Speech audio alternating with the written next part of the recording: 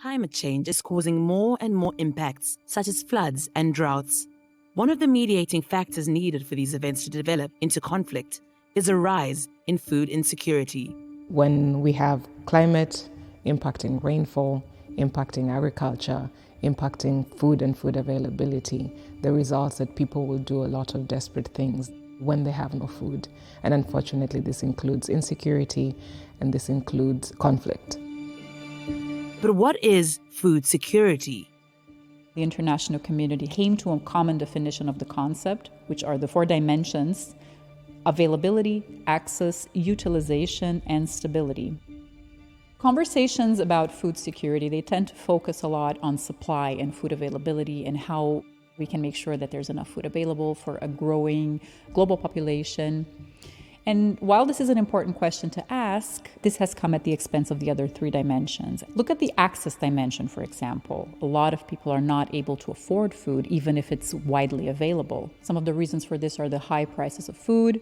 Think of barriers to movement that came with the pandemic, or when in context of conflict and war, where there are blockades.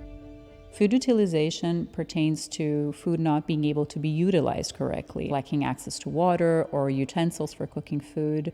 And another element within the utilization dimension has also to do with nutrition. So in the context of food security policies, this means guaranteeing a healthy and varied diet. And lastly, we have the stability dimension, which pertains to the other 3 dimensions of food security: availability, access, and utilization. So it's not really helpful if food is available in some times and not available in others, or if access to food is fluctuating, and same thing for utilization. Stability hits the nail on the head because it is the one that guarantees that all the other dimensions are put into place. How can we boost food security and adaptation to climate change in a conflict-sensitive way? What is extremely important in terms of designing food security interventions is speaking to people who are working on conflict, or people in the communities, to understand what the dynamics are and to kind of play out scenarios of what are the possible repercussions. What has worked in Eastern Africa, for example, encouraging communities to have water storage, such that when they have too much water, they're able to store it in tanks, for example, or they're able to build boreholes. And then when they don't have enough water, then they're able to use the water that they harvested to then irrigate their crops and still be able to be food secure. So climate smart agricultural technologies has been key. So if you're going to receive less than normal rainfall, or the climate scientists say they're going to expect less than normal rainfall, so we then encourage farmers to think about what crop are you going to plant. At this year's Berlin Climate and Security Conference, experts and practitioners looked into current debates on climate and food security and discussed solutions and ways forward. Often in policy debates, food security is still seen as a humanitarian and aid issue.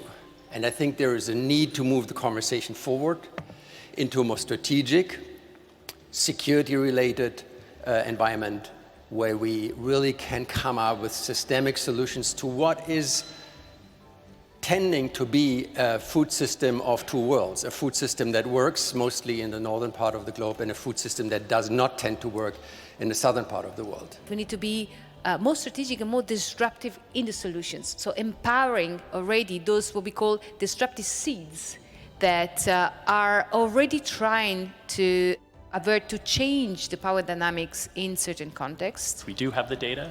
We can develop solutions. We can be proactive. We can be somewhat predictive. We can certainly model. We will never get resilient, sustainable agricultural and food systems if we do not think cross-sectional. The justice element has to be key. There is no argument about the need for the transition. There's a lot of anxiety that it can leave us with a more unequal world than we currently have. Approaches to advance food security must be climate sensitive, considering current and projected availability of crucial natural resources, changing weather patterns and how these impact food production and overall livelihoods of affected populations. This will allow for interventions to avoid harm, be better prepared to withstand a changing climate, and have a longer-lasting positive impact. At the same time, approaches being implemented in fragile contexts must also be conflict sensitive, looking at existing grievances and conflicts, speaking with affected populations, and understanding local power and conflict dynamics. This is crucial to avoid exacerbating insecurity and may even provide opportunities for food security interventions to contribute to peace.